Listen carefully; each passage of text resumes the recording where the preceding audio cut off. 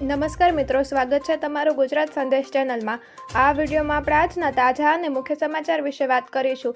તો વિડીયોમાં આગળ વધીએ તે પહેલાં તમે અમારી ચેનલમાં નવા છો તો ચેનલને સબસ્ક્રાઇબ જરૂર કરશો। અહીં ફરી વરસાદ શરૂ। રાજ્યમાં વરસાદની આગાહી વચ્ચે ફરી એકવાર વરસાદી માહોલ જામ્યો છે, જેમાં સુરતના અનેક વિસ્તારમાં ફરી એકવાર વરસાદની બેટિંગ જોવા મળી। સુરતના પાંડેસરા સહિતના વિસ્તારોમાં વાતાવરણમાં અચાનક પલટો આવતા ચારે બાજુ ઠંડક પ્રસરી અને વરસાદ શરૂ થઈ ગયો। ત્યારબાદના મહત્વના સમાચાર તરફ આગળ વધીએ। માવઠાને લીધે ખેડૂતોનો મોરો, વ્યાપક નુકસાન।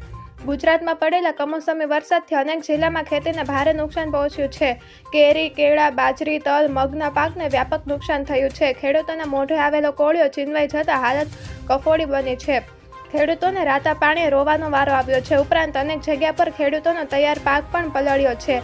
હાલ કેટલાક ખેતરોમાં પ્રવેશ શક્ય નથી તેવી સ્થિતિ છે। ત્યારબાદના મહત્વના સમાચાર તરફ આગળ વધીએ। અરવલ્લીમાં વીજળી પડતા 2 ના મોત। રાજ્યમાં વરસાદી માહોલ જામ્યો છે। વરસાદે તારાજી સર્જી છે।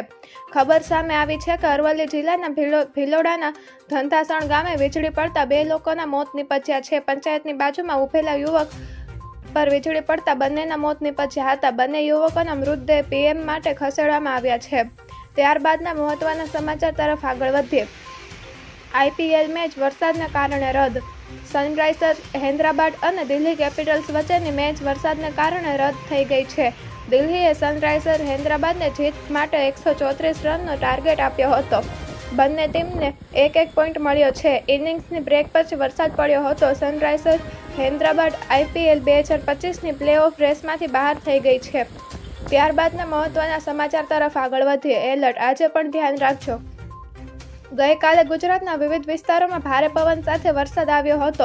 ઘણા શહેરોમાં ધૂળની ડમરી ઉડી હતી। આ દરમિયાન પતરા ઉડ્યા, વૃક્ષો ધરાશી થયા। કુદરતના આ કારનામા વચ્ચે રાજ્યમાં 5 મેના રોજ 8 લોકોના મોત અહેવાલ આવ્યા છે।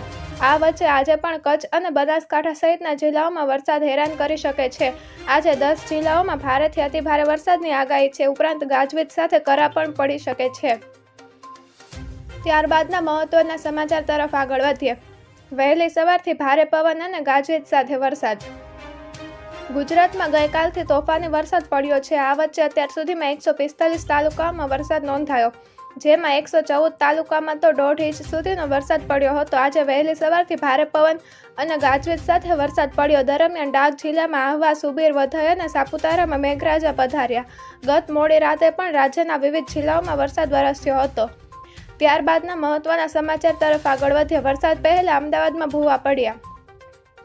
રાજ્યમાં હવામાન વિભાગની આગાહી છે કે અનેક જિલ્લાઓમાં વરસાદ વરસી શકે છે, પણ અમદાવાદમાં હજી વરસાદ વરસે કે ચોમાસું આવે તે પહેલા ભૂવાઓ પડવાથી અકસ્માત થવાનું શરૂ થયું છે। અમદાવાદમાં મકબરા પોલીસ સ્ટેશન નજીક એક ભૂવો પડતા આખી રિક્ષા ભૂવામાં ખાબકી ગઈ હતી। ત્યારબાદના મહત્વના સમાચાર તરફ આગળ વધીએ। કરા સાથે કમોસમી વરસાદ શરૂ। હવામાન વિભાગની આગાહી અનુસાર બોટાદ જિલ્લાના વાતાવરણમાં પલટો આવ્યો છે। સવારથી વાતાવરણમાં પલટા બાદ અલગ અલગ વિસ્તારમાં કરા સાથે કમોસમી વરસાદ શરૂ થયો। આજે કચ્છ, પાટણ, બનાસકાંઠા અને સાબરકાંઠામાં છૂટાછવાયા સ્થળે ભારે વરસાદની આગાહી કરવામાં આવી છે, જ્યારે રાજ્યના અન્ય જિલ્લાઓમાં છૂટાછવાયા સ્થળે કરા અને ગાજવીજ વરસાદની પણ આગાહી કરવામાં આવી છે। જો મિત્રો તમને આ વિડીયો પસંદ આવ્યો હોય તો વિડીયોને લાઇક કરો, તમારા મિત્રો સાથે શેર કરો અને ચેનલમાં નવા છો તો ચેનલને સબસ્ક્રાઇબ જરૂર કરજો।